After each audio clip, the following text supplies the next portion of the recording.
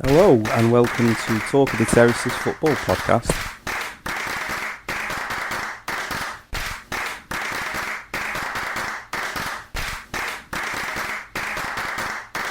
So how are you doing, my favourite True Alex fan? I'm doing well. Really well, yeah. Good. All the better for speaking to you, my friend. Oh, of course, yeah. Well, it's a good old Friday afternoon. The football weekend's approaching, so what better time to do a podcast, eh? Yeah, exactly, yeah. And a lot's gone on, hasn't it, in the last month? A lot has gone on. There's been ups, there's been a lot of downs for me. Yeah. So yeah, there has. It's been quite for both of us really, because we haven't really both got off to a flyer. No, I mean, obviously, for your boys, I think you're third in the table, aren't you, at the minute? Yeah, let's just remind the listeners that I'm a dyed-in-the-wool Liverpool fan, and James is a dyed-in-the-wool Creolix fan. Yeah, so yeah, like we said at the start, different ends of the spectrums, different kind of wants and needs from this season. Exactly, slightly. Just slightly, yeah. Yeah, but, I will be in the Super Premiership soon, but we'll have to talk about that later. Yeah, just you and Man United playing 38 games a season between each other. That's a lot of policing, isn't it? Yeah. I've got a feeling though that game might lose its appeal after about 10 weeks in a row. Yeah, the rivalry will kind of just dwindle, won't it? Yeah. But like you said, we're gonna talk about that because that is obviously something that's been kicking off, hasn't it, in the last month? Yeah, exactly. So, starts off crew. For those who've been on an oil rig or in space for the last month, how have they been doing? How are we doing? So I think we've won 2, lost 2, drawn 1. So we are the bang average mid-table kind of team at the minute. That's not bad for League One, though, is it? Considering you've just gone up. Yeah. It might even be 1, 2, lost 3 actually, because we lost it in the week away at Sunderland. Of course, yeah. We only lost 1-0, but it should have been about 10-0. They absolutely battered us. But a team like Sunderland should be battering everyone every week in that league. Yeah, I saw that midweek, and I was sometimes when you see teams, you're actually surprised where they are, because in your mind's eye, in my younger mind's eye, Sunderland are always a Premiership team. Exactly. And then when you see in League One, it's kind of a reminder that oh god, that can happen. Yeah, and I heard something the other day, and this might be completely wrong, but right. So take this with a very large pinch of don't sue us, please. Yeah, but I'm sure someone said that the last time an Englishman was the top goal scorer in Europe. So the last time an Englishman was domestic goals. Yeah, was Kevin Phillips playing for Sunderland. Oh really? Oh god, yeah, he had some flying seasons, didn't he? He must have been scoring 30 plus in a season to be the top goal scorer in Europe. Yeah, he was a really good player, he was. Yeah. It was a great signing for them. I think that's when it went downhill, actually, when he retired. Well, yeah, they had him in Niall Quinn up front, didn't they? Yeah, God, Niall Quinn. Yeah. Who was probably, in his mid-30s at the time. But yeah, exactly. He's that old, I still had a sticker of him. He was probably in his mid-20s in the late 80s. Yeah, wasn't he? Yeah, exactly. Yeah, probably. I think we're going to finish mid-table. This is going to be pretty much us. We're going to win as many, the kind of, win 15 games, lose 15 games, draw 15 games type of season. Okay. And for the lower leagues, I believe the League One teams, League Two teams, they're doing some kind of streaming from the actual team's websites, aren't they? But it's in terms of money involved in football, there's a cost to that as well, isn't there? Even if you've got a season ticket, I believe it's is it like £10 a month or something? That's right. Yeah. I think Crew did something where it was £10 or £20 for the first 5 games. I think something like that. Right. Okay. But yeah, so a lot of clubs are like you say are streaming the games live from like you have Alex Player. But I think there was a thing probably about 10 years ago where there was one kind of web-based company who built the vast majority of websites for the EFL. Oh, right, okay. So they kind of run all that internally. So I'd imagine they're doing it for Crew, but they're probably doing it for 60 plus other teams as well. Yes, exactly. I bet they're making a nice tidy profit out of that. Well, Crew have said that they're not making any profit. So, no. If the web hosting company says, it'll cost you, X amount a game, Crew have directly passed that cost on to the fans kind of thing. Yeah. Of not make any profit. But like you say, the the hosting company, they're probably raking it in. Well, yeah, exactly. I mean, it might be a good thing, but like you say, it doesn't sound like the profits are actually going down. It's a great thing for fans to be able to see it. It's bad that the fact of the cost, but if the profits filtered down properly to the clubs, it could get them out of the financial hole they find themselves in at the moment. Yeah, and this is the thing. I think that I was reading the other day. I think it was the Leyton Orient chairman said that he reckoned that EFL teams, particularly League Two, probably had 6 weeks left of survival. Really? Oh my Yeah. God. So that was probably a couple of weeks ago now. So Yeah. based on that, 4 weeks left or whatever. But That's quite scary, isn't it? it is. Yeah. No, I don't know if fans would come to the rescue. Do you know what I mean? Like, every fan chucks in £100. Yeah. It solves the problem. And they're the same people who've also bought a season ticket and a shirt as well. All that kind of stuff. Exactly. But it'd be wrong to just leave it to the fans to kind of plug that gap. Well, yeah, it might be an idea, like an opportunity for like local businesses that are quite well off, or to invest maybe. Yeah. But then the ownership of the club comes into question then. Yeah, and I think this is where the difference is, isn't it? That there was that thing a couple of years ago where the vast majority of Premiership clubs would have still made a profit without any ticket sales. Yes, exactly. Yeah. Because the TV money absolutely obliterates that. But for the lower league clubs, it's all about ticket money and selling programmes in pies. Yeah, exactly. That's how they make the money, and it's they're not getting anything from TV revenues. Literally their bread and butter. It is literally their bread and butter. Yeah, so Crew have sold a decent amount of season tickets. 2,000-3,000, which doesn't sound like a lot, but that's a lot for Crew, and that's kind of what they'd sell every year. Yeah. But then you're missing out on the 1,000, 2,000 fans who pay on the gate kind of thing, and then the 5,000-6,000 fans, 1,000 of them buy a programme and a couple thousand buy a pint and a pie. Yeah. It soon adds up. It's a knock-on for businesses around the clubs as well, for the lower league ones, isn't it? Exactly, yeah. I mean, we know from living in Crewe, you've got a Gresty Road Chippy, which Oh, is God, outside yeah. the football ground. Always round. Always, queuing down the street kind of thing. So Yeah. that's That's just it. one example. Yeah, and it'll be the local shop or the pubs that the fans go in before the game. Yeah. Um, Okay, so in summary, Crewe, mid-table team, now still active, not gone into administration. No, and I think we will. Our financial situation is quite good because Crewe have never been a team that's spent more money than they've got. So Yeah. if there was teams, going out of business, I think Crewe would be one of the last. Yeah. I think there's going to have to be something done soon to prop up some clubs. Okay. And over the first month of the season, any star players or people are standing out? The usual ones, really. Yeah. Pickering and NG, they're the fullbacks. They could be playing Championship football, I think. Cool.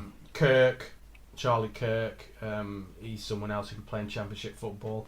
And to be fair, I think had we not had the current situation and clubs were kind of spending money as they normally did, I think 2 or 3 of them would have probably gone to the Championship. Right. Yeah. A club would have easily spent $1 million, $500,000, or whatever it is. Yeah. So it's probably helped us in that respect that no one's coming to buy the players. Yeah, true. And at a time like this, money would be welcome, but you also need to keep your team to stop you slipping down. Exactly. Yeah. Yeah. So it might work out well for us. We might kick on. We might kick on at some point. But yeah, that's us. So mid-table, I think that's where we shall stay. Excellent. Well, as the listeners are probably aware, my team's Liverpool. Yes. Mixed start to the season. Well, not a very good start at all, really. Especially last week. Like, 2 major things let me down last week. That was Virgil van Dijk getting injured and my car. So it's was your car taken out by Pickford as well or something? Yeah. He kind of just ran at it, and the engine broke. Right. Yeah. The coil went. So yeah, my car's been so reliable so far, so great. Just like Virgil van Dijk, every game brings absolutely everything to the table in terms of defending and more in attacking as well, and creativity. Him going out of the team, we haven't had the best start as it is, but him going out of the team is pretty much disastrous. Yeah. And it's one of them things where he's such a good player. It's not as even as if you can bring anyone on from the bench to fill that role because he's that good and he's that integral to the style of play that we play. Yeah. He crosses the ball across to the wings. Robinson, Trent Alexander-Arnold will pick it up, play it into the fast boys up front. Works every time, but that line is broke down now. Yeah, I mean, I think it's quite simple to say that he's probably the best centre back in the world, best defender in the world. So to lose him, you're not going to be able to replace him. No, exactly, and it's not as if it's just the Twins. It's going to be a season by the looks of it. Oh, really? They're saying it's quite a big layoff. Yeah, cruciate. I can't say it. Cruciate ligament. Right. That thing, ACL or something. Yeah. Yeah, it's that. Yeah. So it's going to be a surgery and lots of rest. So, and it's one of them injuries where you never come back the same either. So who knows? Just hope for the best. Yeah, I mean it's always one of those things that you can't imagine. But if once you've had such a long layoff with such a serious injury, it must. Yeah. Even when the physios and the doctors are saying right, you can go back to it. You know, get yourself to full fitness. There's got to be a nagging doubt in your mind about whether it's going to go again. Yeah, exactly. Yeah, you've got to think. It's once bitten, twice shy, isn't it? Like with most things, you're going to be aware of it when you're going into tackles. You're not going to risk that again. Of being on the sidelines for a year. It's such a shame. It's a shame for the Premier League as well because he is the top talent in the Premiership pretty much. So it is a shame for the Premier League. But it's every club. There's opportunities now within Liverpool for people to really step up. Yeah, well, I was just thinking. I know that the transfer window is shut from between European teams, hasn't it? But is it still open domestically? I'm not sure. I believe it might be. That's something we'll have to look up. But we haven't had any murmurings of bringing anyone in domestically, so I imagine it is shut as well. But yeah, we're kind of stuck really because we've got like a couple of defenders injured as well, Matip, and I think the best thing for us at the moment, in light of the situation, is just to pull Fabinho back from midfield into defence because he's played there a couple of times and he's done brilliantly. Mm. Yeah, he's done really well back there. So yeah, I think that would probably be the best course of action for now until January. Yeah, and then if there is a gap, which there obviously is, then that's when you have to get your wallets out, kind of thing, isn't it? Absolutely, yeah. But who do you go for? That's the big question, isn't it? Yeah, well, you've also got to play the long-term game as well. When you're thinking, well, it's bring in another world-class defender. Then when Van Dijk's fit again, yeah, you've got two world-class centre halves that you've got to satisfy. Yeah. So, I mean, it's a nice problem to have, but a problem all the same. Yeah. So I suppose. In terms of them for your season, then, do you think that's already kind of knocked a few points off what you could get this season? Yeah, I think it's got. We're going to, unless Alisson comes back very soon, I think we're going to struggle greatly to win the league this season. No, yeah, I think it's really hindered our chances of getting the league position and stuff at the very top. Hopefully, we can still do Champions League or second or third. One of the biggest concerns at the moment, I wouldn't have thought said this, is Everton. They've been playing absolutely brilliantly. Yeah. Ancelotti's been an absolute revelation for him and regenerated the team almost since he's come in, really. Yeah. I don't know how much he's paying the VAR officials, but it seems to be working anyway. Yeah, well, we're back to that old thing of, someone's hair was playing them offside. Yeah, it was pretty much universal that it was actually onside, but what can you do? It's one of them things. It's VAR, it's a technology, but it's still open for human input, isn't it? It's not an exact science. No, and as we've said before, I think that all the pundits and the managers and the players were crying out for VAR, to get rid of these shockers. And then when it arrives on your doorstep, it's like, get rid of it. Yeah, exactly. Yeah, burn it. Yeah, everyone becomes Luddites and wants to burn all the machinery and stuff. So I personally, so far, I think it's been a good thing. Yeah, because in theory it should even itself out throughout the season. Yeah, exactly. You know. We'll get one where we could have lost the game and we end up drawing it, or better still winning it or something. It'll all even itself out. I think I hope so, it does yeah. anyway. Yeah, well, I mean, in some circumstances, it's got to probably, favour other teams, not because of who they are, but just because the way it kind of falls. The way teams that have probably seemed to be more unfairly done by it than favourably done by it. So yeah, exactly. Yeah, it's one of them. It's like the goal line technology. Everyone's pretty much unanimous that that's a great thing because it's so precise and stuff. And it didn't happen overnight. That didn't come across well. It really comes to the forefront when Lampard scored that goal against Germany that was disallowed in 2010. Yeah. So, what was it? No, 2006 was it? God. Yeah, 2006. I think. Yeah. My God, showing me age. Yeah. So yeah, it is one of them things, but hopefully it will get better and more decisions like that won't happen.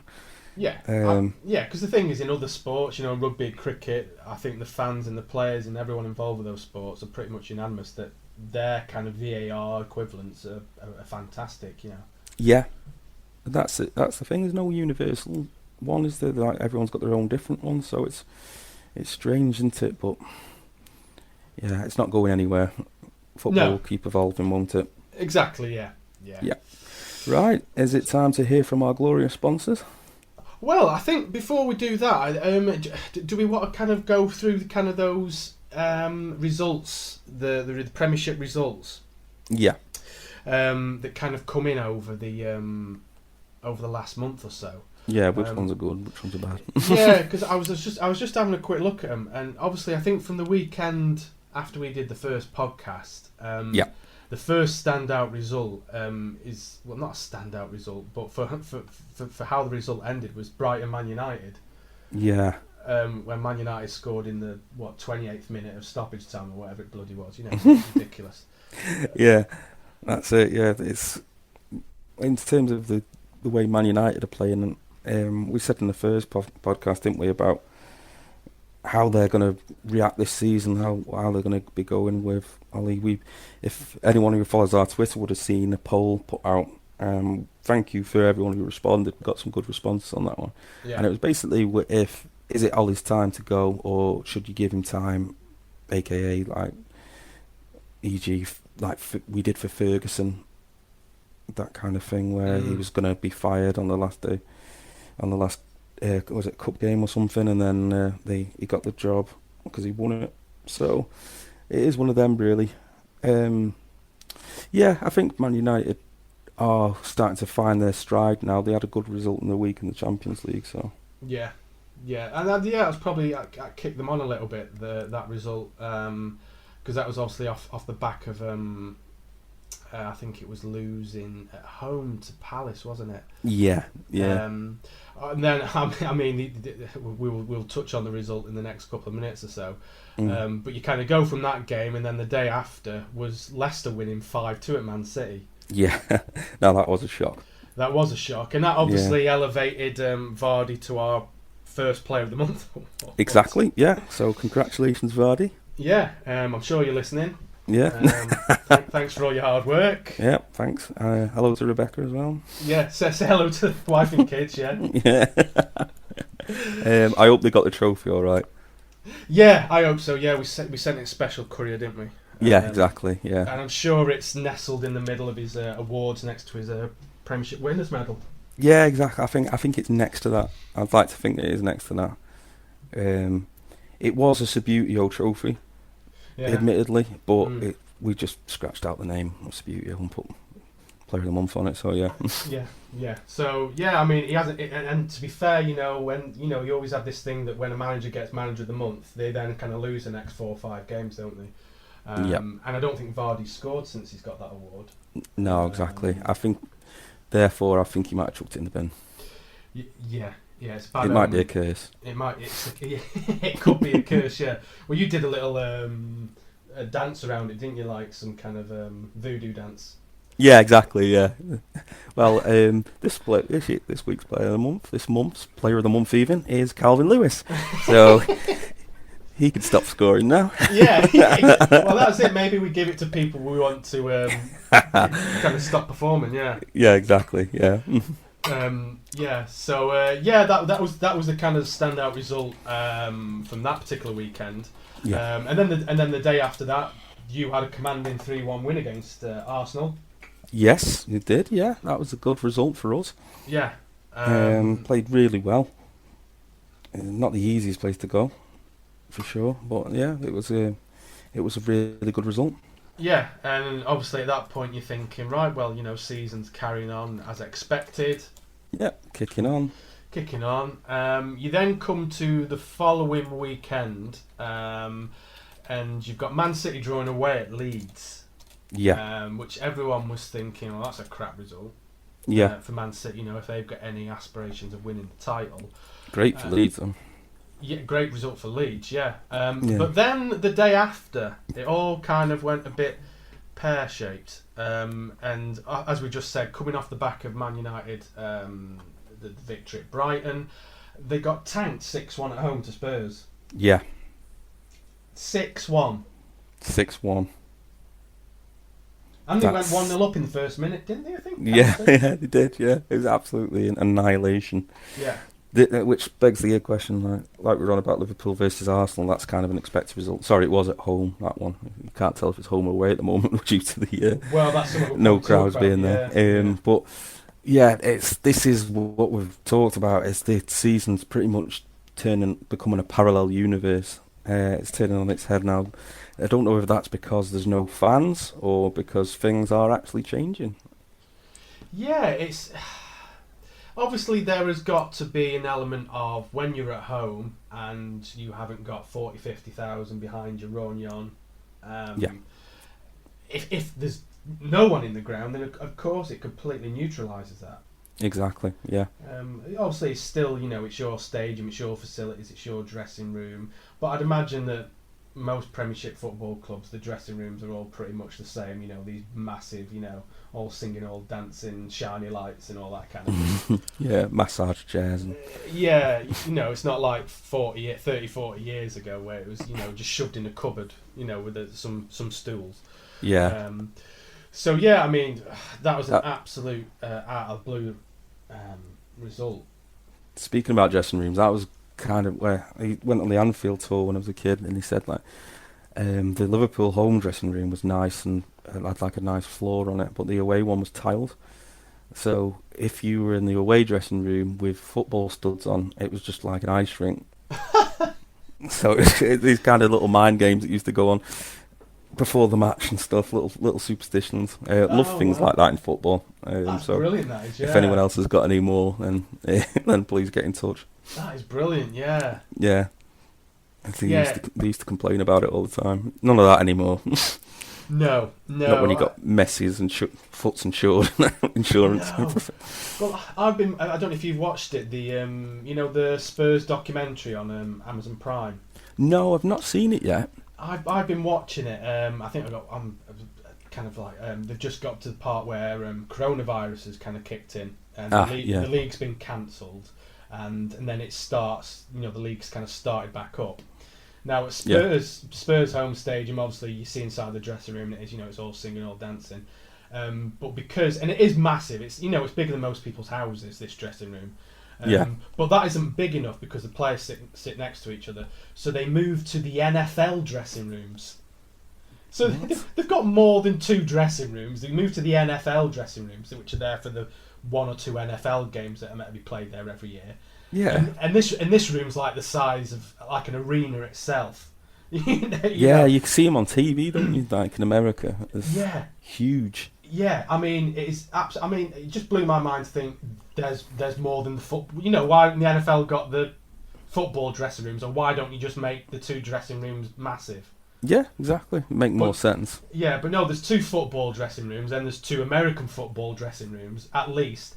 So they're all sat like at half time or before the game. All sat 3 or 4 meters apart. Yeah. In this absolutely massive room, this NFL room. Josie So on the loudspeaker. Will he? exactly, yeah, he's shouting down from the other side of the room, kind of thing. Yeah. So yeah, that just shows that kind of that you just talking about dressing rooms, you know. The evolution of dressing rooms. Yeah, I couldn't believe it. No, I'll have to check that out. I've seen the famous bit now where Josie's watching Sky Sports News and he gets criticised and shouts an expletive at the telly and turns it off. Yeah. The best bit is every other episode they go to Dele Alli, who's on the massage table with the physios. Yeah. And he's not the brightest spark, you know. Yeah. And he turns around to like some of the physios and players and goes, "Have you ever made baked beans?" And they go, "What?"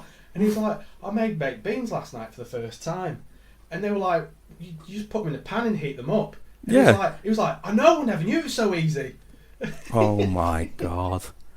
Or failing that, you put them in a microwave bowl and eat them. Well, yeah. So I don't know how he's been getting his baked beans all these years. These Premiership players definitely got their own personal chefs or something, and Exactly. Yeah. must have been having a week off or something.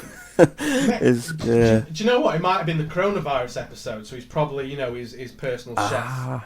Yeah, can't go around Yeah. because of lockdown. Yeah, Yeah. so he had to make himself baked beans.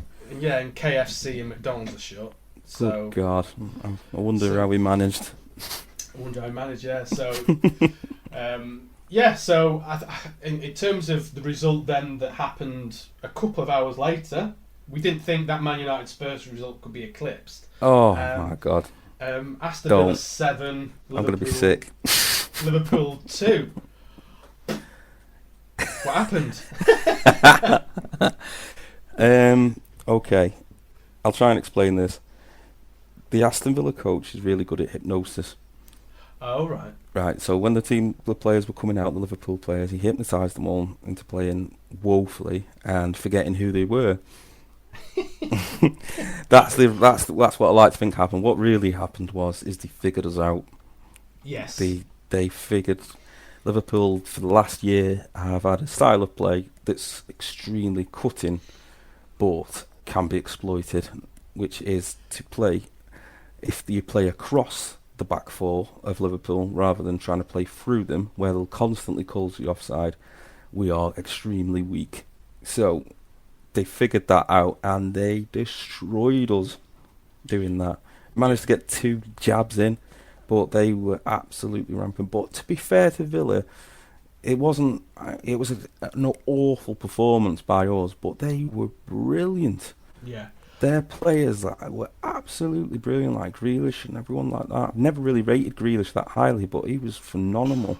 He started the season unbelievable, hasn't he? Yeah. Exactly, yeah. So hats off to him. Everyone has to have a shocker sometimes. I remember the absolute pure shock when City was still up and coming when they beat United 6-1. Yeah. At Old Trafford. And this is kind of our moment for us. It's kind of a massive wake-up call. Yeah. I think I remember from that game, kind of the comments after were saying that, was it 3 or 4 Villa's goals were deflected or something? Yeah, at least 3. Yeah. Yeah. But I think Carragher come round and said, well, they should have scored 3 or 4 others. Yes. No. He says so. It's a completely fair result at the end of the day. No, exactly. There was moments there where we got away with him. I mean, the finger can be pointing at Adrian for some of them. He is a reserve keeper. Yeah. But in the grand scheme of things, they just figured us out. They found we're brilliant at exploiting other clubs' weaknesses. They found one in us and murdered it. Yeah. Liverpool now need to adapt to stop that kind of performance happening. So they'll have to evolve.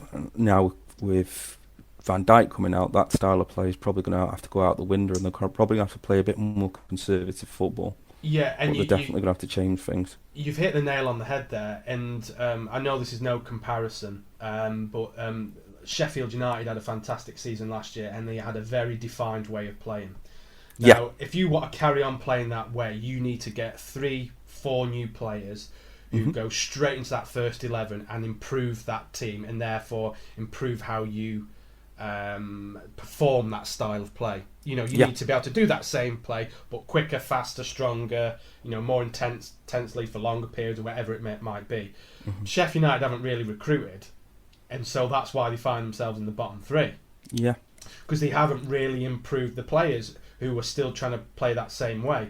Yeah. Now, obviously, you're at the other end of the table, and you've obviously made those couple of signings, but now losing Van Dijk, and you've just said it there. Can you continue to play that way because you're not able to carry out those instructions as well as you did last year now? Yeah, but you're right. That it is different ends of the spectrum, but the lesson's the same. You have to evolve. Yeah.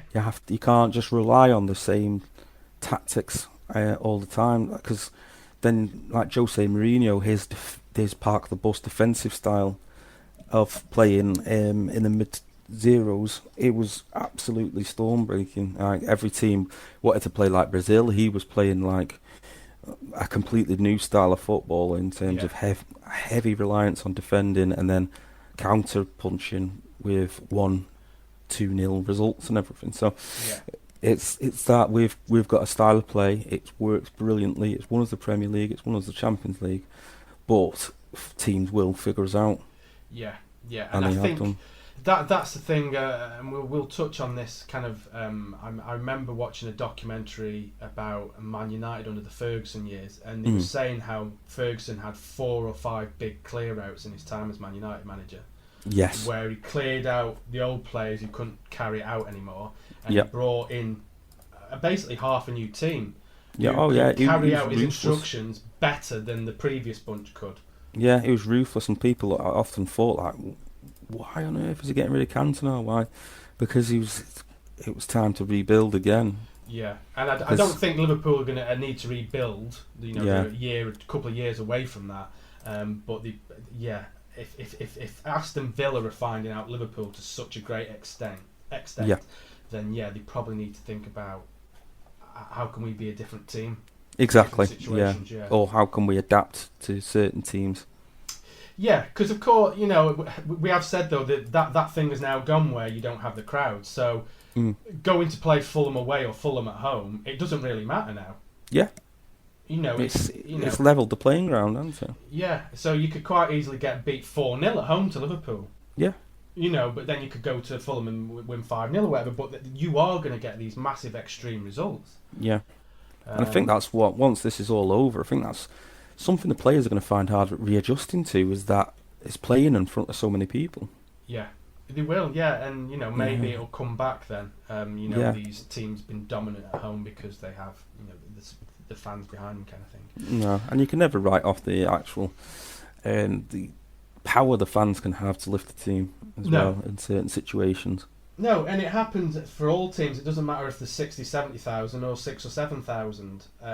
They do spur teams on to go the next level, kind of thing. They do. They absolutely do. It's not a myth. It's there's no science behind it, but it does happen. Exactly. Crowds one result can inspire. I don't want to talk to, but I think we should mention is the one north of the border. Of course, I forgot about that. Yeah. So on one hand you were because that was the same. That was just after the Liverpool derby, wasn't it? Or was it just before? Yeah. For anyone who hasn't listened to the last podcast, due to religious reasons, we support different Scottish teams. I support Celtic. James supports Rangers. Yeah. Given something to do with our grandparents hating each other or something. So that's it. Yeah. So again, torn. Absolutely torn. I was like, oh my God, I can't believe they've lost. And then also like, yes, Gerrard, well done, mate. Yeah. Great result for you. It was a great result, and by all accounts, Rangers absolutely, deserved the 3 points. Yeah. That was it. It was at Celtic Park, wasn't it, that one? Yeah. It was at Celtic, Yeah, so then, again, another example of if it was a full crowd full of hoops, then would that be the same result? Yeah, well, I mean, in recent years, I think that's something like only the second time Rangers have beaten Celtic in 7-8 years or something ridiculous. It's it is. I think they beat them last season at home at Ibrox. Yes. But it sends out a real statement that Rangers are going to challenge for the title. And if I were, I mean, I think Rangers won in the Europa League last night. Away from home. To be honest with you, I haven't done my homework. I didn't actually check the results from last night. No, I think Rangers won Europa League, and I know Celtic were losing, but I think they were either Inter or AC Milan. Yeah. Oh God, yeah. I actually saw that one. and thought, oh, that'd be a good game to watch, and then you always forget about it. Yeah, yeah. Celtic lost 3-1 at home to AC Milan. Yes, yeah, can see it now. Yeah, so Um, it's not a great surprise, that result. no, but Rangers won 2-0 away from home at Standard Yeah. Liège. Obviously not the same quality as AC Milan, but yeah, the thing I worry about is that I kind of think it won't be long before someone from the Premiership will be knocking on Gerrard's door. Well, exactly, yeah. Yeah, I think so. I think that it might come to that. Because he's doing a good job there. Slowly but surely, he's now built them into probable title contenders. Yeah, exactly. So it could be one day he comes back to Liverpool. Well, yeah, I mean that's it, and you might be sacking Klopp in the next couple of games. I can't see it happening, to be honest. I really hope not. No. Yeah, other results from the Europa League last night. We had Rangers won 2-0. That's a really good result for them. A couple of surprising here. Napoli lost to AZ Alkmaar. Oh yeah. Yeah, them. Them, yeah. Another shock result last night. My favourite Finnish team, Honka, won against Lahti. Oh, so right. Congratulations, Honka. Honka sounds like a brand of yogurt or something. Yeah, exactly. Yeah. Nice Honka. Honka. That's their best result. And Haka won as well. Oh, right, from New Zealand. In the Finnish league. Yeah. Oh, no, from Haka. Haka. So, yeah, they'll be celebrating after the match. Yeah. Wow. I think in some leagues the kind of the old kind of days where it was just the big clubs that got into these European competitions have now gone. Yes, exactly. It's probably like local business people with a bit of money, isn't it? Oh, yeah. Is it Red Bull Leipzig? Yes. Where they come from out of nowhere, but it's basically the guy who owns Red Bull. Yeah, bought the team, named it after his company. Yeah. Yes, yeah, I love it. When speaking of players like unusual jobs, I love it when England play someone like San Marino, and they bring out the job list of the players. Plumber, painter and decorator, banker, yeah, that kind of thing. That's brilliant. That's how it should be. Yeah. Well, it makes you kind of think. Oh, I wonder if I went and moved to San Marino. Exactly. Would I get to play international football? A little principality in the middle of Italy, yeah. Well, it was like Gibraltar got a national team, didn't they, about 6-7 years ago? Gibraltar. Yes, yeah. And the Crew's manager now, Dave Artell, he had left. He used to play for Crew, and he'd been released by Crew, and he went to play for Port Vale, I think. But he then went and played for Gibraltar national team. How? Did he live there? No, he's from Rotherham. No, he's from Rotherham. But yeah, he got the invitation to go and play international football. Is that where the Chuckle Brothers are from? From Rotherham, yeah. Yeah. It is, yeah. Which is obviously, it's just down the road. So, okay. played, and I think it was something like Danny Higginbottom. Oh yes, or Rory Delap, something like that went and played for him as well. Like they'd never. Rory Delap went everywhere. Yeah. He was the village bike. He was, yeah. But he'd never played international football, so he went and played for Gibraltar, yeah. And he might have played Spain in the first game, we're kind of neighbours. Just try and score from a throw-in. Yeah, exactly. Just launch it in the box. 90 minutes, just keep kicking it in the box. Absolutely. Right, shall we hear from our sponsors? Let's hear from our sponsors. Hello, I'm Ross Kemp.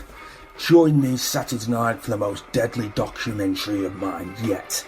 We will be asking the questions such as why I always wear tight black shirts, why I always kiss the arses of gangsters and drug dealers I'm afraid of, and why at the end of my sentence my voice goes up and then it goes down. Saturday, 9, Ross Kemp on Ross Kemp ITV1. Sounds of the Toilet is the brand new compilation album featuring some of the greatest sounds ever captured in the bathroom, featuring such artists as Supergas,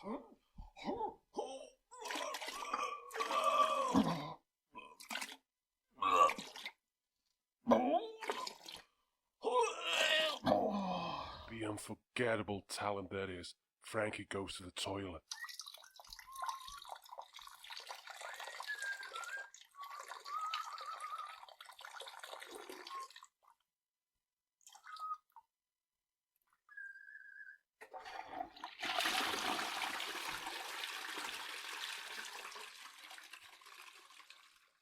and the brand new single by the Pooh Fighters featuring Ollie Turds.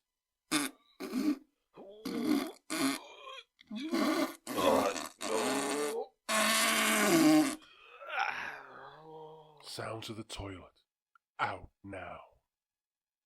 Thank you very much. That's nice hearing from our sponsors there. Now we're going to move on to talk about something that's been plaguing the headlines in the past 2 weeks. No, it's not coronavirus for once. It's this Project Big Picture, the new European Premier League.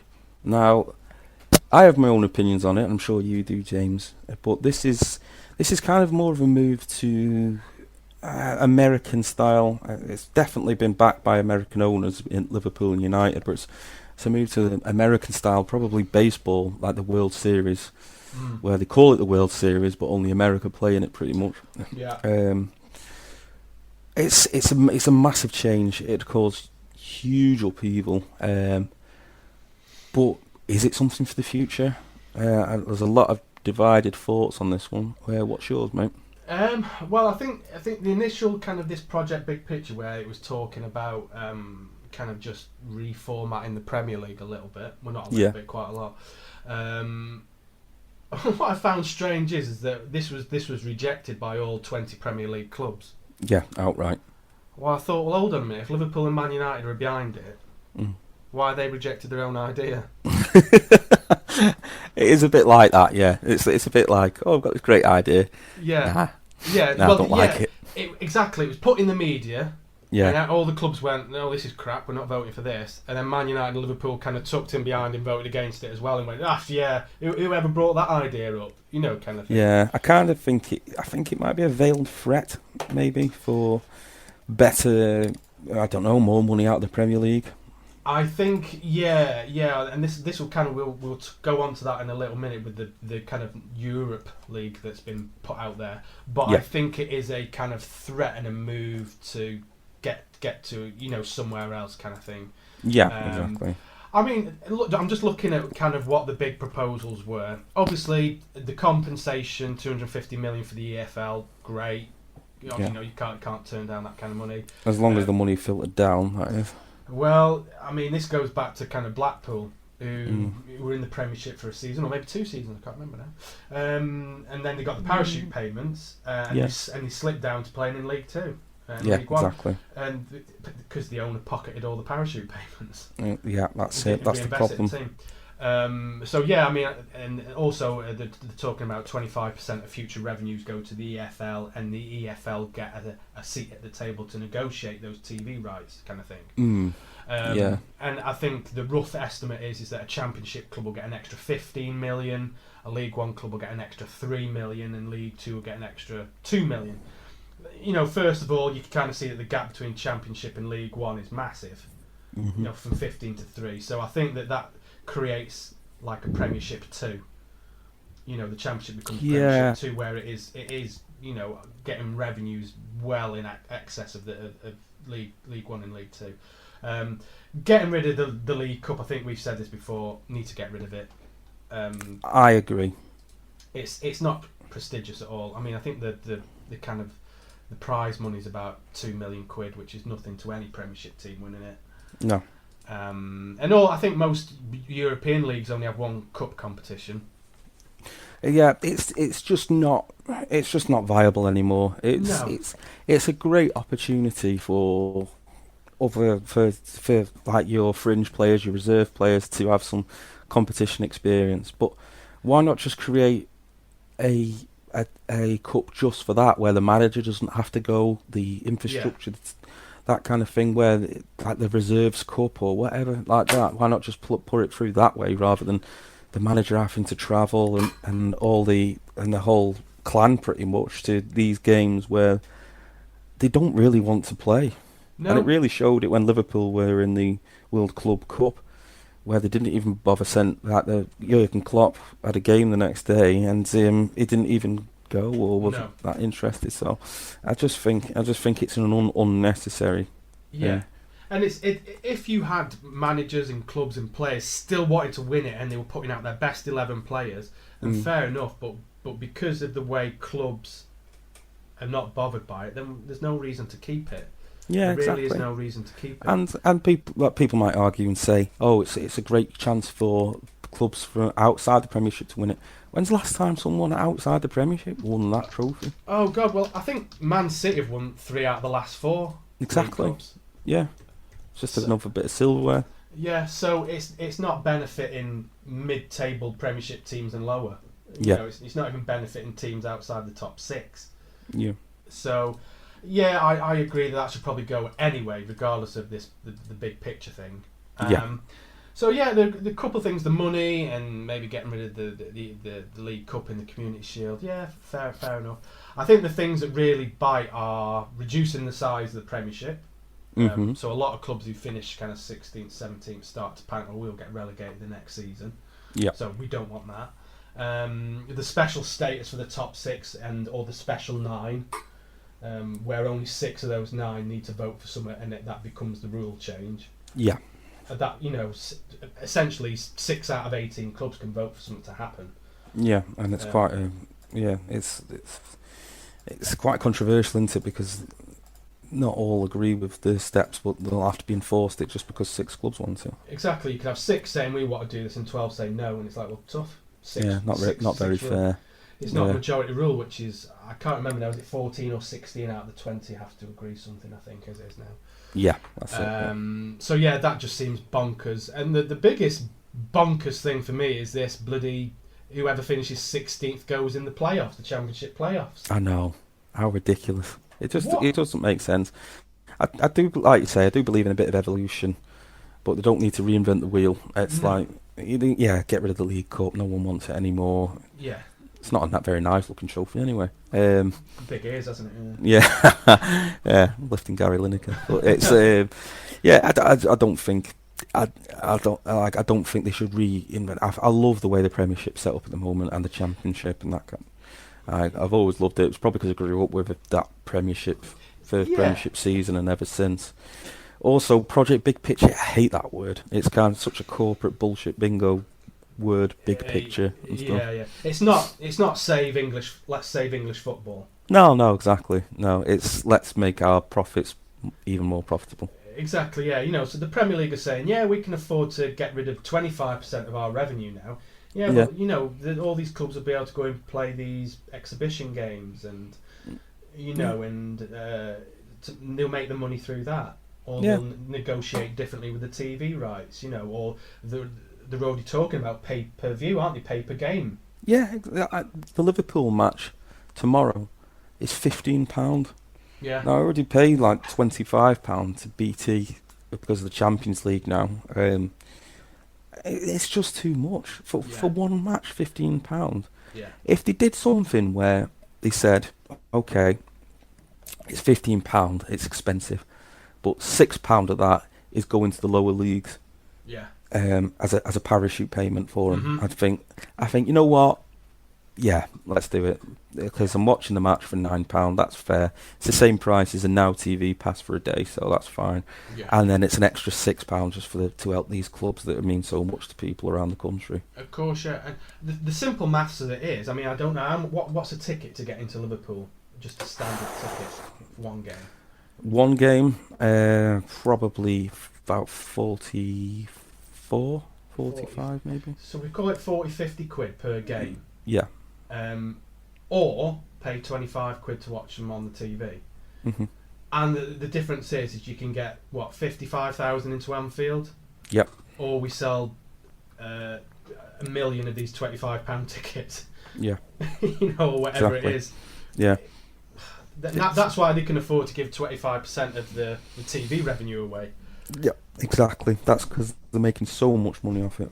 Off other things. Yeah. So I think that it's just a bit mean. It's unnecessary, especially because it was free before. Yeah, exactly. During lockdown and stuff, it's a very mean thing to do. And you've touched on it perfectly. That I don't think the majority of fans, players, managers, clubs have got a problem with the current system anyway. Yeah. I don't think if it isn't broken, don't fix it. No, I mean, I think the Aston Villa managers come out and said that all the clubs are making money. We're all playing. It's the best league in the world, attracting the best players.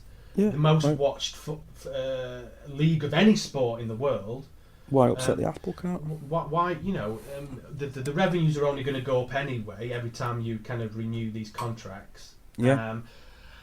So yeah, what's the problem? I think the only problem is that they could do with a bit more money just filtering down to the lower leagues. Yeah, exactly. Yeah, a bit more fairer across the board. And also, another point is logistically, like, we're leaving the European Union. How is it going to work sending players around Europe and fans? Yeah. They'd have to get go to embassies and get visas to go to matches. Yeah. How on earth is that going to work? Yeah, well, that comes on to the second thing, doesn't it? About so this has been rejected, thrown out. So it seems like then a couple, maybe Liverpool and Man United again, along with some of the big European teams, have said, right, let's get together now and let's start talking about a European Premier League. Yeah. Which I think is just a threat. I don't think there's any intent on carrying that through. Oh, exactly. Liverpool's only just won the Premier League after 30 years. They don't want to disband it. No, they're hoping the Premier League go. If we lose Liverpool and Man United, that's half of the pull of the Premiership gone. Huge. A worldwide pull. Yeah, gone because the two clubs are left, Yeah, because they are the most... Let's not beat about the bush. They probably are the most popular teams around the world, Man United and Liverpool. Yeah, and they're up there with Barcelona, Real Madrid. That's probably about it. Yeah. Those four are far bigger than anyone else. Exactly, yeah. But of course, if you want to chuck in Bayern Munich into that, Inter Milan, AC Milan, Juventus, of course. You could make up this Super League of all the biggest clubs in Europe. Yeah. But I don't think there's any kind of weight in it. I think they're just using it as a bit of a... If we left, the Premiership is nothing. If they really wanted it, if they really wanted to push it through, they could just evolve the Champions League and make it a league. Well, they could, yeah. Exactly, yeah. They? Well, I mean, they already have a mini-league, don't they? And then it goes into the knockout stage. Well, just have 2 mini-leagues, I don't know. Yeah, and then a playoff, and then a massive Champions League final then. Like you said, evolve it. I mean, the thing is that, and you will know from being a Liverpool fan, when the Champions League was the European Cup, it was just the champions of every league in Europe. Yes, you had to finish top to be in it. You have to finish top to win it, and the reason now why you get two in England, it's 2 automatic and 2 go into a final playoff to get into it, is because they want to make sure they capture all the big clubs who were finished 3rd and 4th that season. Exactly, who's had a bit of a bad season. Yeah, Man United have finished 4th, right, but we still want them in the Champions League because they're a massive pull. It's like the last 2 times we won the Champions League, we weren't champions. No, well the year. So if it was the old rules, we wouldn't have been in it. No, I mean when United won it in '99, Arsenal were the champions the year before. Yeah, exactly. I mean I don't know about when Man United won it 10 years ago, whatever it was now. I don't know if they were the champions the year before, but yeah, it's very rare that the team that wins it were actually the league champions. Yeah, United fans are right in. Let us know. Yeah. So yeah, I think the European one is just going to get pushed to one side. I mean, if they do want to kind of negotiate and get around the table on this, the easiest thing you can see them doing is going, right, well, let's get rid of this 6 votes, kind of changes the rules. Yeah. Just make it a simple majority. Yeah, make it a democracy. Yeah, instead of 14, I think it's 14, make it 11. 11 vote for something, that's the new rules. Yeah. If you do want to kind of compromise and meet in the middle. Get rid of this bloody playoff malarkey. Yeah. It's great that 3 go up and 3 go down. What an incentive for the Championship. 3 teams get to go into the Premiership every season. Exactly. It's great and it's worth fighting for. Yeah. And the playoff, and it creates excitement around the playoff then. And it's really good. I know it can be a poison chalice for some teams, but for other teams it can be a real opportunity and they can stay. Look at Sheffield United, like you said, last season, stormed it, doing brilliantly. Leicester, the same, they were in the Championship. Yeah. Then they come in and won the Premier League. It's definitely my point on it is if it isn't broken, don't fix it. That's the main thing. Yeah, and like you said, let's maybe tweak it a little bit. Let's probably maybe get a bit more of that money down to the lower leagues. But yeah, let's not have it where it's a power grab. Exactly. Well, if any of the listeners have any of their own thoughts on it, please tweet us and let us know. Yeah, can you remember what our Twitter thing's called? Of course I can, James. Well, first, let me just because I can't. let me just sing this little song.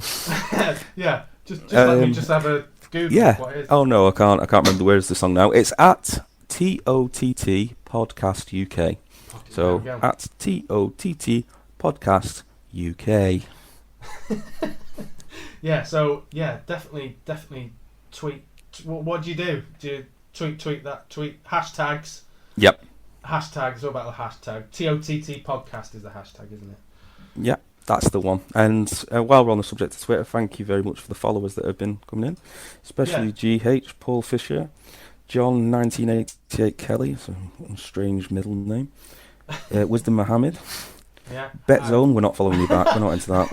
I was going to say thank you to about the 30 betting companies that are following us. Yeah. Yeah, exactly. And Big Sandra. No, we don't want to see your pictures, but thank you anyway. Thanks, but no thanks. Yeah, exactly. Jason Grierson, thanks for the follow. Yeah, thanks to anyone who's took the time out to follow us this week. And get involved if you have any thoughts or feelings on football, or generally just a bit lonely and fancy a chat, and then tweet us. Right, oh god. Right, should we have some more words from our sponsors? Yeah, we better add because they get cranky. Yeah. Is your hair dry and damaged? Is the colour dull and lifeless? Then you need the Camel Toe 3000. Simply add the serum to the unique applicator. Brush through your hair. Wait for 14 minutes. Now you're ready to go. 63% of women agreed that their hair looked more vibrant and full of life after using the Camel Toe 3000. The Camel Toe 3000. Make your hair stand out. I used to wash pots in the Red Lion pub back in Gateshead. Now I'm a member of the Royal Navy. And now I wash pots in the South Atlantic on a Class 4 destroyer. Join the Royal Navy today. Same shit, but on a ship. Right, well, welcome back to the final part of Talk of the Terraces Football Podcast. So this is where we kind of just move away from football now. And we're just going to talk about some kind of interesting, strange, weird news stories that have kind of cropped up over the last month. Yeah. I've got three today, and I'll kind of run through them quite quickly. We've been spoiled. We've been spoiled, yeah. Well, I looked yesterday and there was sod all. But there's two that have popped up, and you kind of forwarded one on to me this morning. Yeah. Which is the first one I'm going to talk about. It must be like Weird Friday or something. It maybe is. Maybe I mean, yeah. It makes you probably think that this is a load of old bullcrap, doesn't it? It's not true. Potentially. Yeah, potentially. So it's Lincolnshire Wildlife Park. Swearing parrots removed from view. Right. 5 parrots. Not view the cinema then. Yeah, you couldn't hear the new James Bond film. I just a kill. Oh, brilliant. Sorry, go on. 5 parrots at a wildlife park have been removed from public display after they started swearing at visitors. All 5? All 5, yeah. They've been moved into the main outdoor aviaries because of their somewhat choice language. Nah. And they've now been moved into separate colonies away from delicate ears. And apparently the parrots had started to realise that when they said certain words, they got a positive reaction from the crowds. Naturally, yeah. Naturally, with the laughing and pointing and probably gathering quite large crowds. Recording it on the phones. Exactly, yeah. So it says, with the 5, one would swear and another one would laugh, and then they would carry on. Some visitors found it funny, but with the kids visiting at weekends, we decided to move them. Oh, spoil sports. I'd actually pay to go back to hear that. Yeah. I always used to try it with the parrot at Pets at Home, but never used to get anywhere. Yeah. Make it swear, nothing else. That sounds a bit weird. So yeah, the kind of one of the zookeepers has said, yeah, I'm hoping they learn different words within their colonies, but if they teach the others bad language, then I end up with 250 swearing birds. Yeah, that's a bit of an issue, isn't it? Yeah, but apparently this is the birds are not the first at the park to cause a stir. Earlier this year, Chico the parrot went viral on social media when his version of Beyonce's "If I Were a Boy." He now has his own Instagram page. What if I were a pretty boy? Yeah. Hey, maybe he's adapted it. Yeah. Yeah. So. Yeah, that's the first weird story, which I think happened back in September. Yeah, and there's just a little picture of Tyson, who was one of the offenders. Of the Now, bad language. if you call your parrot Tyson, then you are asking for trouble. Yeah, you got Tyson, Ali. Yeah, because you've got like Mike Tyson, Tyson Fury, both really amazing guys. Don't come around and hit me, but quite risque. Yeah, and yeah, exactly. If you're going to call your parrots, Danny Dyer, then expect them to to be doing four-lettered expletives. Yeah. Yeah, exactly. Good old Malcolm Smith. Yeah. So Cool. Yeah, that's the first weird news story. Love that. That can't be bested. Well, I'm going to get to the third one. Is the one I found yesterday. So the second one is something I found this morning as well. And the headline is: bacon-scented face masks launched for fry-up fans who want to smell it everywhere. With almost everyone wearing face coverings nowadays, designers from Gucci to La Perla. But one company you might not have expected to join on the craze is Hormel. Hormel, Hormel. Hormel, who describe themselves as leader in breakfast meats in America, are known for their bacon and other cured meat products. But they've called it breathable bacon. Breathable bacon, love Breathable it. bacon, yeah. And it's a revolutionary face mask featuring the latest in pork-scented technology. Be very careful which context you use that in. Yeah. But it carries on to say it features a 2-ply multi-fibre filter to keep the delicious smell of bacon always wrapped around your nose and mouth. Delicious. Yeah. That brings I've got a pun. Go on. Chewing the fat. Yeah. Yeah. Well, we've done one better than last time anyway, haven't we? Well, exactly. At least we've got a pun this time. Yeah. I did. I forgot. Oh, it was the fly, wasn't it? Exploding fly, Paris. Yeah. Yeah. What was the one you come up with? Oh, Was it Brie, something like that? Oh, Debris. Debris. Yeah. Yeah, that was it. Yeah. Debris, yeah. Yeah, listeners, we finally did get a pun for that. Yeah. Yeah. So It was something to do with debris. It was. Yeah. Yeah, something like that. Yeah. What were they called? Hormel. Hormel, yeah. Hormel, is that what I said? We're continually focused on innovation. The thing is that what I don't like at the end. In 2020, that means connecting everyone's favourite bacon scent to this year's It accessory. What?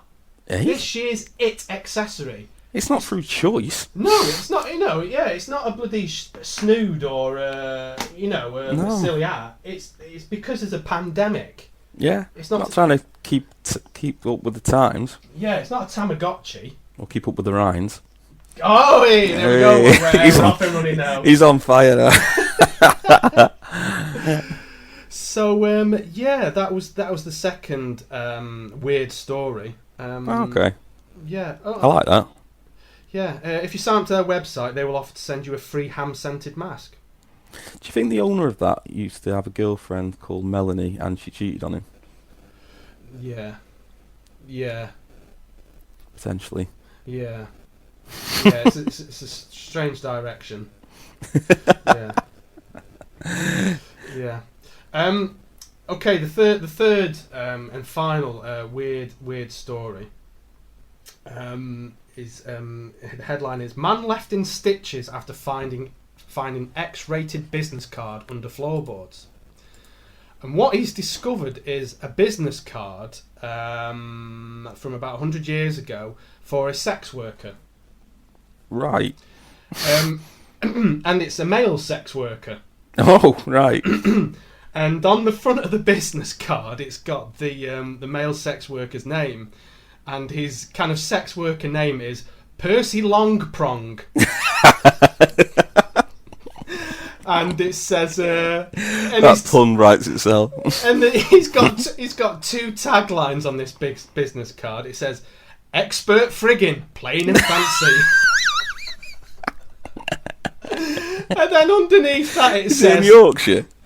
I don't know. It's in England somewhere, I think, or in the UK. I should probably try and find out exactly where that was found.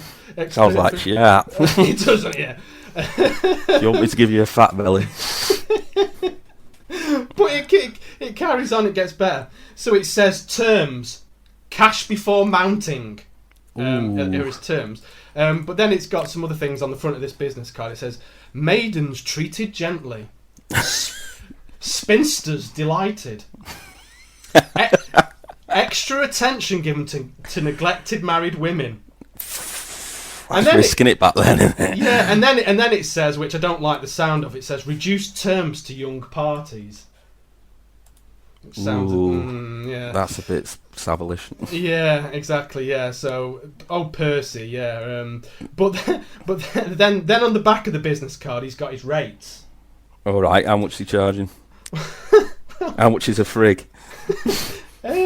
Well, it is, but it's called something else, I think. As you go through it. So the top one is a bubble shake.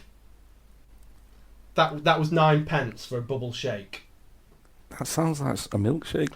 Yeah, it's called bubble shake. But then it starts getting a little bit weird. The next one's called saliva exchange.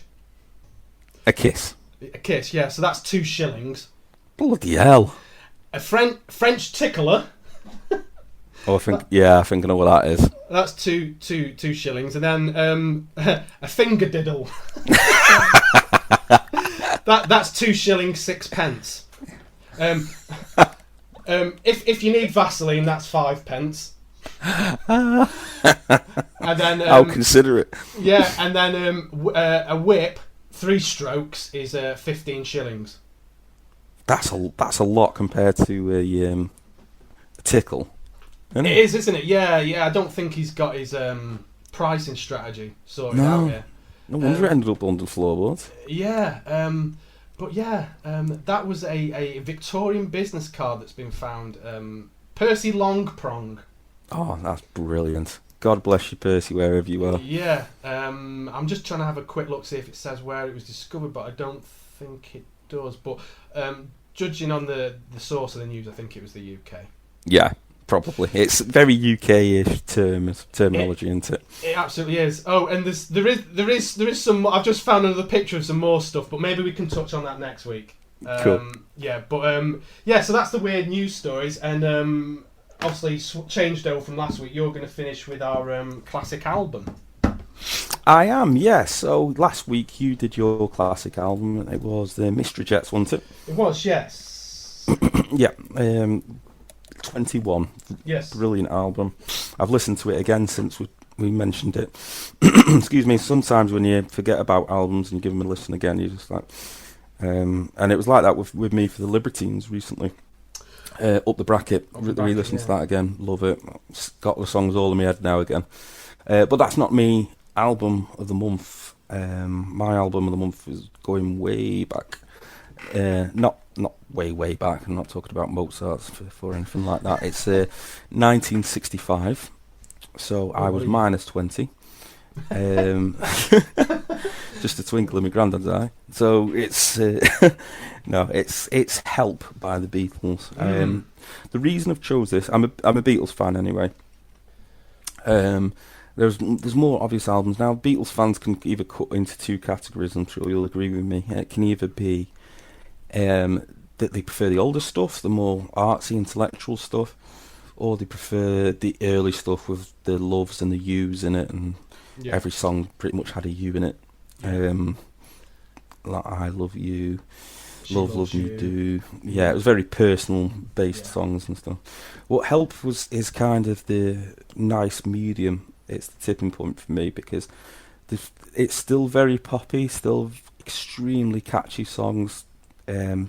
Not going crazy with orchestras or anything like that. It's still the kind of two guitars, bass, and drums setup that's so popular. But they just on this one, like people say, Rubber Soul is where they start to change. But this album for me is where they just start to tip over. They just start to venture out and realise what brilliant songwriters and musicians they were. Yeah, because Rubber Soul was the album after Help, wasn't it? Exactly. Yeah, that's when they went very much into Dylan. Influenced by Dylan kind of territory, and this is where they're just starting to move away from the covers. They've got one cover on there, but mainly the covers, and also moving away from the Love Me Do, I Love You, all that kind of stuff. Yeah. So in terms of tracks on the album, my favourite one is still, as you probably know, is Night Before. Yeah. A McCartney one, very fast, very lively. It is a love song. It is that kind of poppy love kind of song, but I just think it's the musicianship on it's amazing.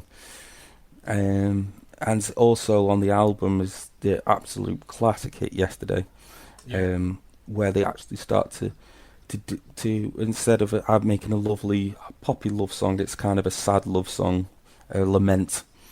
And then like Lennon really puts to the forefront the actual title of the album, Help. The song Help is when his first probably times pop stars took on how they actually feeling at the time, and talking about maybe depression or anything like that could be associated to it. So yeah, if you have never listened to it before, honestly give it a listen. If you're not a Beatles fan, this will make you a Beatles fan. You might want to skip track 8, naturally, because Ringo's vocals aren't the best. Naturally. But yeah, apart from that, everyone's on the money.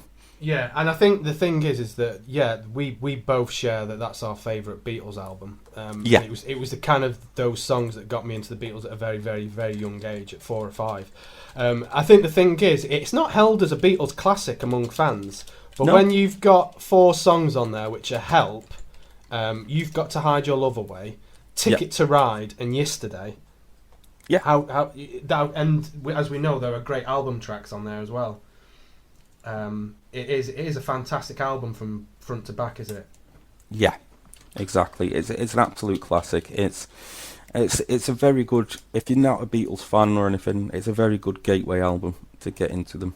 Yeah. Because like I say, the later stuff is very intellectual, very cool, magnificent songs and everything. But you might be put off by things that have kind of probably not aged as well. Like they're not that modern, but the earlier stuff might sound too old for you and everything. So yeah, it's perfect middle ground. I agree. Yeah. I think that the artwork is obviously unbelievable as well. Yeah, exactly. All making the shape help. Yeah. A brilliant choice. Excellent. I think it was a case of who was going to get there first out of me. Or you on that one. I beat you to the post. You beat me on that one, yeah. Yeah, your album next time is going to have to pick something else. Yeah. Absolute perfect choice, I think. Excellent. Cool. All right, so that's our podcast for the week.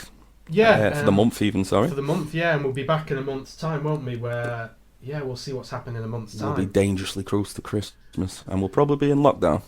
Yeah, we certainly will. Yeah, well, God, what's going to happen with that? So, exactly, hopefully, yeah. So, pass on the word to your friends, and, Yeah, give us a holler if you want to. Give us a holler, yeah. And the Twitter account, again, is TOTT. That's not TITT, it's TOTT Podcast UK. Perfect. Right, mate, well, I'll speak to you in a month. Okay, and you, mate. You take care of yourself, and everyone out there, stay safe. See you, everyone. Bye. Keep your distance. And wash your hands. Yeah. Don't go out and go out. See you, everyone. See ya.